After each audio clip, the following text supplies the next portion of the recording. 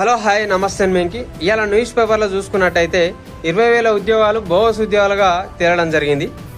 మరి ఈ ఏజెన్సీ అవుట్సోర్సింగ్లను తీసేసి ఒక కార్పొరేషన్ చేస్తే డైరెక్ట్ అమౌంట్ ఉద్యోగ అకౌంట్లనే పడడం జరుగుతుంది.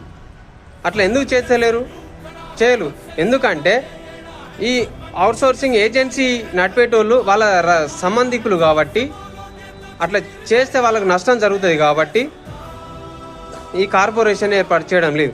మరి బీఆర్ఎస్ ప్రభుత్వంలో 5 సంవత్సరాల కాలంలో 10,000 కోట్ల నిధులు కమ్ముకోవడం జరిగింది.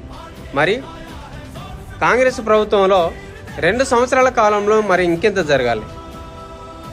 మరి కాంగ్రెస్ ప్రభుత్వం ఏర్పడ్డప్పుడే ఈ కుంభకోణాన్ని అరికట్టే విధంగా రాష్ట్ర ప్రభుత్వం ఉండాలి. మరి ఇంతవరకు లేట్ ఎందుకు చేసిందో మరి అర్థం కావడం లేదని ఈ సభాముఖంగా తెలియజేసుకుంటూ మేము థ్యాంక్ యూ.